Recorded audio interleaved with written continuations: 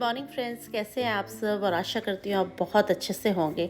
तो दोस्तों, आज जो वीडियो की शुरुआत हो रही है, मैं इस कॉर्नर पे खड़ी हूँ और आपको पूरा ही गार्डन अपना दिखा रही हूँ। तो आज मैं कौन से कुछ काम कर रही हूँ या फिर आपके कुछ कमेंट्स थे कि आपने जो सैपलिंग्स लगाई है उनके क्या नाम हैं और आपने उनको किस तरह ग्रो करा है, वो भी आपको दिखाऊँगी। और जो नए ब्लूम्स खिल रहे हैं गार्डन में, वो भी आपको दिखाती हूँ। तो चलिए फिर गार्डन में चलते हैं और शुरुआत करते हैं आज के काम से। तो दोस्तों, इस वक्त जैसे सुबह सुबह का समय है और ये टाइम बिल्कुल परफेक्ट होता है। अगर आपके पास टाइम है तो सुबह आधा घंटा अगर आप दे देते हैं तो जितनी घास होती है एक्स्ट्रा या फिर जो पत्ते गिरते हैं हमारे गार्डन में, फ्लावर्स पेंट होते हैं, इनको हमें निकाल लेंगे तो डेड हेडिंग वगैरह कर देंगे, तो जो आपका गार्डन है काफ़ी नीट लगता है। और कई बार ज़रूरत होती है कि फूल जब खिलते हैं तब तो बहुत सुंदर लगते हैं, लेकिन जब वो जाते हैं तो उनको, उनकी फ्रेशनेस को बरकरार रखने के लिए उनकी जो स्पेंट फ्लावर्स है उन्हें निकालते रहिए। उनका जो जैसे पेड़ से झड़ जाते हैं तो थोड़ा सा झाड़ू वगैरह लगा के हमें गार्डन को नीट रखना है, क्योंकि सिर्फ लगा देने ही काफ़ी नहीं है, उसे मेंटेन करना भी बहुत ज़रूरी है। और अगर हम वर्कर्स के भरोसे रहते हैं तो कई बार बहुत कीमती फ्लावर या कीमती पौधा वो हमारा ख़राब भी हो जाता है। इसलिए आपको अपनी प्रेजेंस में ही वो काम कराना चाहिए मेरे हिसाब से। तो ये है मेरा फोकल पॉइंट, बुद्धा जी का कॉर्नर। और दोस्तों, यहीं पर जो ये सारे पौधे हैं, अब देखिए चले जा रहे हैं। इनको मैं कुछ को छाया में ले गई हूँ, जो बहुत ज़्यादा, जिनको शेड लविंग पसंद होती है और धूप उन पे पड़ रही थी, तो उनको मैंने छाया में रख दिया है। और जहाँ पर धूप सहन हो सकती है जिन पौधों से, उनको वहीं पे रख दिया है। अब बात करूँ मैं सैपलिंग्स की, तो मैंने पिछले वीडियो में आपसे बताया था कि किस चीज़ की सैपलिंग है। तो एक दो कमेंट्स आए थे कि ये लिसियांथस है। तो जी हाँ, ये लिसियांथस है दोस्तों, और बिल्कुल सही आपने गेस करा है। और ये वाली सैपलिंग का कोई मेरे पास कमेंट नहीं आया, तो ये भी आपको बता देती हूँ। ये है दोस्तों रुडबेकिया। तो रुडबेकिया जो है बहुत ही प्यारा फूल होता है, बहुत ही खूबसूरत फूल होता है। अगर आपने इसको नहीं देखा है तो मैं इसमें एक छोटी सी फ़ोटो भी रुडबेकिया की लगा दूंगी आपके लिए। और आपको अगर ये सैपलिंग मिलती है तो आप ज़रूर ग्रो कीजिए।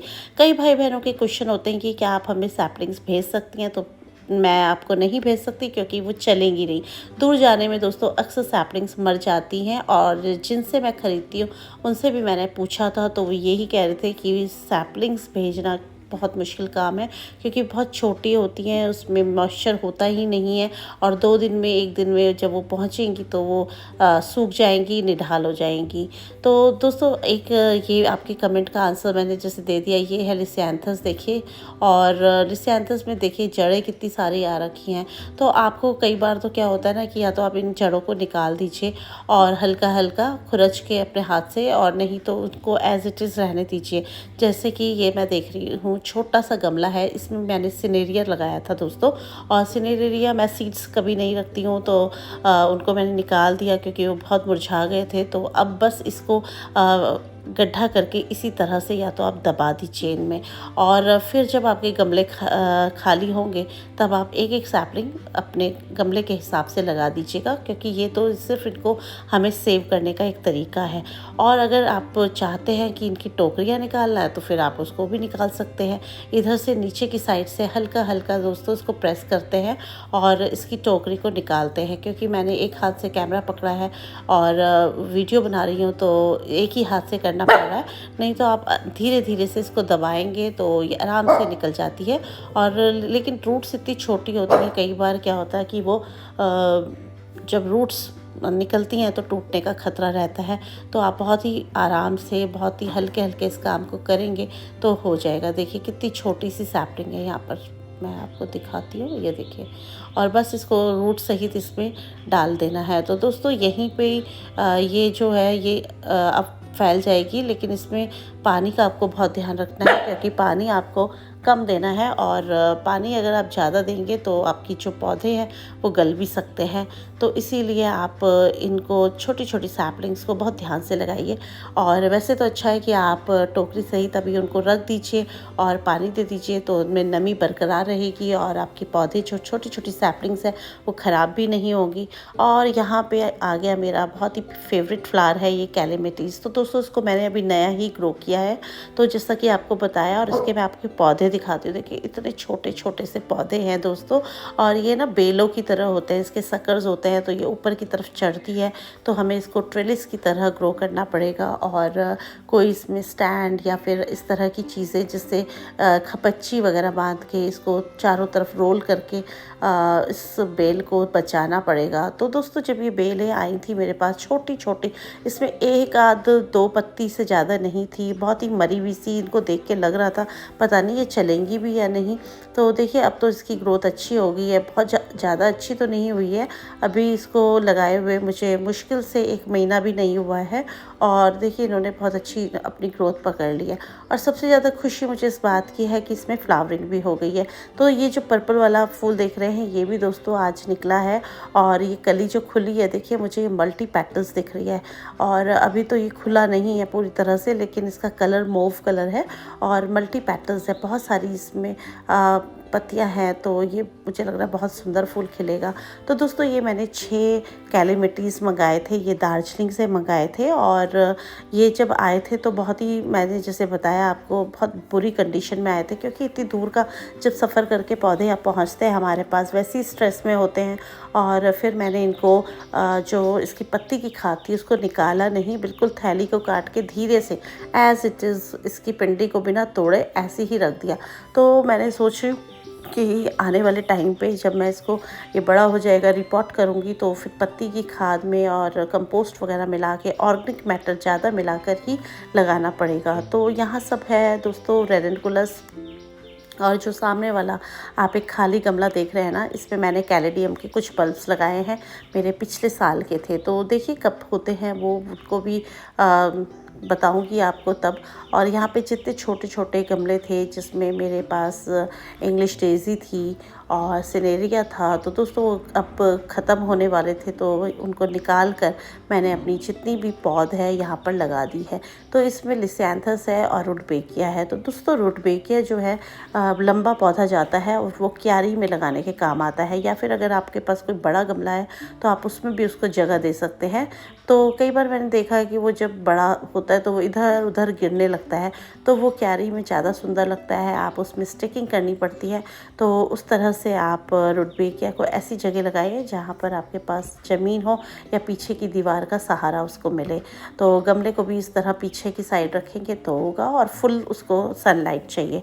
तो आजकल आप नर्सरीज़ अगर जा रहे होंगे तो आपको बहुत सारी सैपलिंग्स मिल रखी होंगी। देखिए ये एक मैं आपको दिखा रही हूँ, ये इम्पेशंस की कटिंग है दोस्तों, जो कि मैंने एक छोटी सा इम्पेशंस की कटिंग को ग्रो कर दिया था, और कलर कितना खूबसूरत है। तो इस तरह के एक्सपेरिमेंट्स मैं करती रहती हूँ। और दिखाती हूँ आपको यहाँ पर, ये देखिए ये एक वेरीगेटेड वॉन्डिंग ज़्यू की तरह ही है। तो इसकी भी कटिंग्स मैंने यहाँ पे ग्रो कर दी थी, बिगोनिया की कटिंग्स लगा दी थी। तो सब हो जाती हैं दोस्तों इसी तरह से, बस देर है आपके थोड़ा सा एफर्ट की। और ये देखिए ये है ब्रह्म कमल।